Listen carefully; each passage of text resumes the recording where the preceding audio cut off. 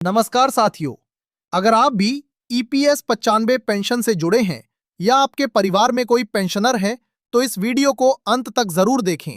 और आगे बढ़ने से पहले आप सभी से निवेदन है कि वीडियो को लाइक करें, चैनल को सब्सक्राइब करें और बेल आइकन दबा दें ताकि पेंशन से जुड़ी हर बड़ी अपडेट आप तक सबसे पहले पहुंच सके।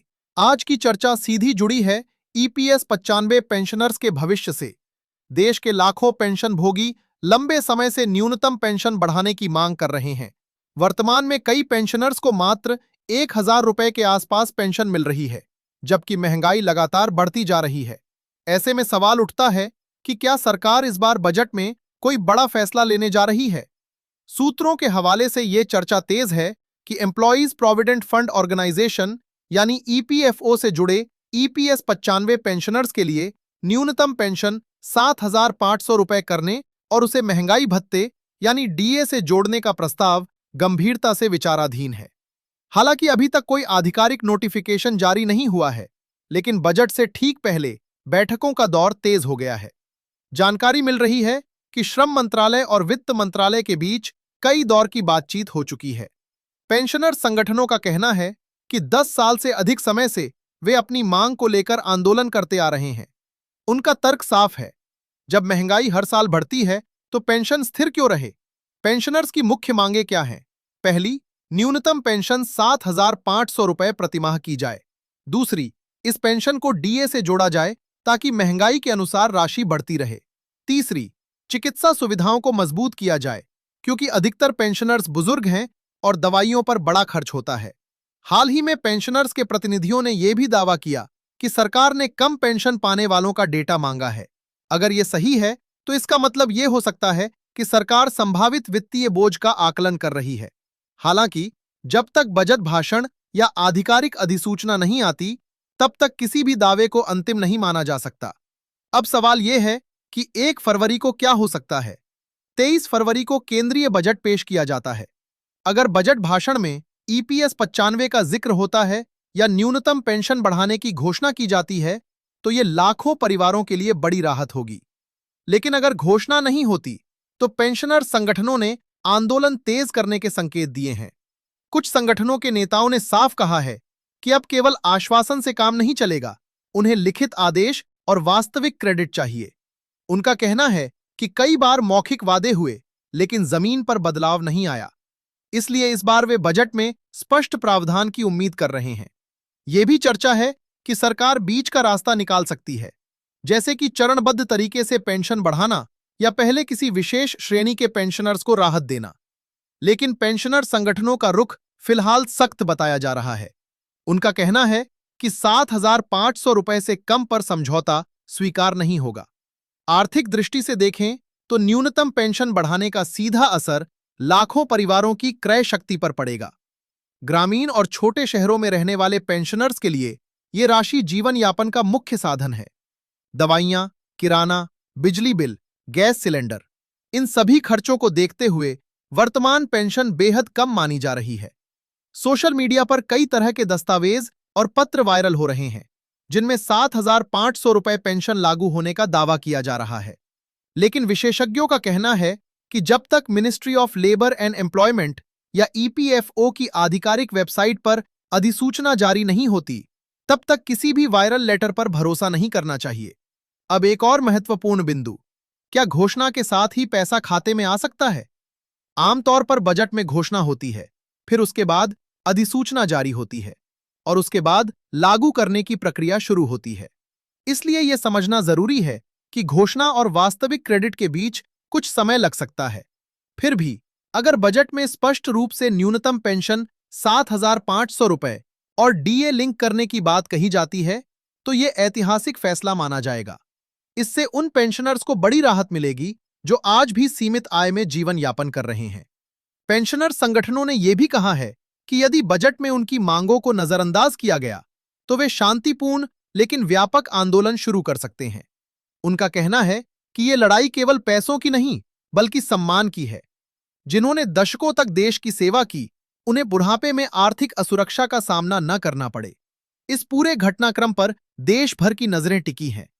23 फरवरी की सुबह जब अब बात करते हैं सबसे अहम पहलू की, अगर सरकार न्यूनतम पेंशन 7,500 रुपए करने का फैसला लेती है, तो उसके लिए वित्तीय व्यवस्था कैसे होगी?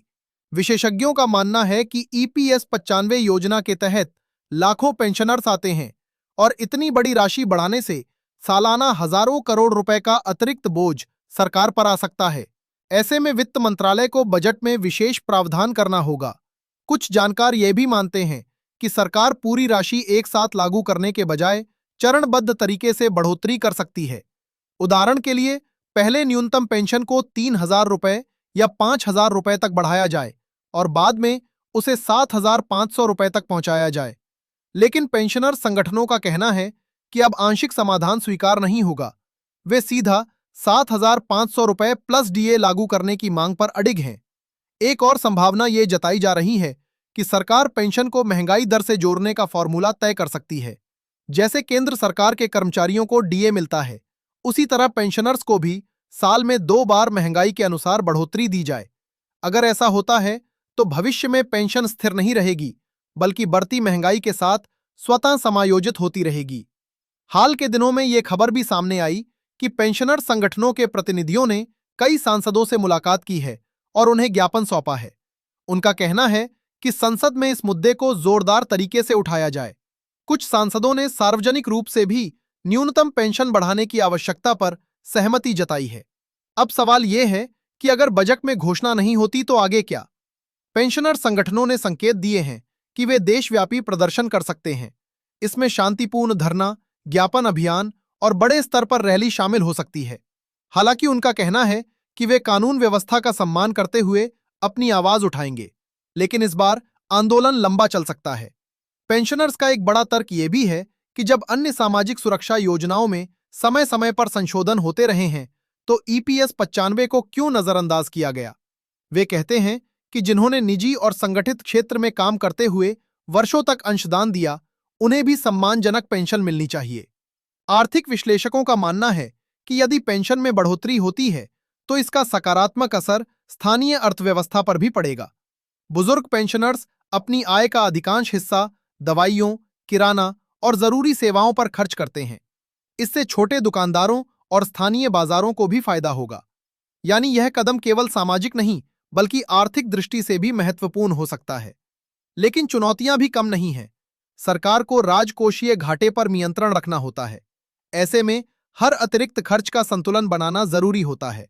यही कारण है कि अंतिम फैसला लेते समय सरकार सभी पहलुओं पर विचार करती है: वित्तीय भार, राजनीतिक प्रभाव और सामाजिक जरूरत। इस बीच सोशल मीडिया पर अफवाहों का दौर भी जारी है। कहीं कहा जा रहा है कि फाइल पर हस्ताक्षर हो चुके हैं, कहीं दावा किया जा रहा है कि पैसा सीधे खाते में आ जाएगा। लेकिन आपको समझदारी से काम लेना है। जब तक आधिकारिक अधिसूचना जारी ना हो, तब तक किसी भी वायरल संदेश पर भरोसा न करें। सबसे महत्वपूर्ण बात, अगर बजट में घोषणा होती है, तो उसके बाद कार्यान्वयन की प्रक्रिया भी देखनी होगी। क्या यह तत्काल प्रभाव से लागू होगा? क्या पिछली तारीख से एरियर मिलेगा? क्या डीए अलग से जोड़ा जाएगा? इन सभी सवालों के जवाब केवल आधिकारिक आदेश में ही मिलेंगे। पेंशनर्स के लिए यह समय धैर्य और जागरूकता दोनों का है। अपनी मांग रखना उनका अधिकार है, लेकिन साथ ही सही जानकारी पर भरोसा करना भी उतना ही जरूरी है। आने वाले दिन बेहद निर्णायक हो सकते हैं। 23 फरवरी को बजट भाषण में यदि स्पष्ट शब्दों में ईपीएस 95 और न्यूनतम पेंशन का जिक्र होता है, तो यह ऐतिहासिक क्षण होगा। अगर ऐसा होता है, तो लाखों परिवारों को बड़ी राहत मिलेगी। जिन बुजुर्गों की दवाइयां और रोजमर्रा का खर्च मुश्किल से चल रहा है, उन्हें सहारा मिलेगा। और अगर घोषणा नहीं होती, तो आंदोलन का अगला चरण शुरू हो सकता है, लेकिन वह भी संवैधानिक और शांतिपूर्ण तरीके से। अंत में आप सभी से यही कहना है कि आधिकारिक स्रोतों पर नजर बनाए रखें। जैसे ही बजट में या बाद में कोई अधिसूचना जारी होगी, हम आपको स्पष्ट और प्रमाणित जानकारी देंगे। इस मुद्दे पर भावनाएं बहुत जुड़ी हैं, लेकिन हमें तथ्यों के आधार पर आगे बढ़ना है। अगर आप चाहते हैं कि ऐसी हर बड़ी और सटीक अपडेट आप तक समय पर पहुंचे, तो वीडियो को लाइक करें, चैनल को सब्सक्राइब करें और इसे ज्यादा से ज्यादा लोगों तक शेयर करें, ताकि कोई भी पेंशनर महत्वपूर्ण जानकारी से वंचित न रहे।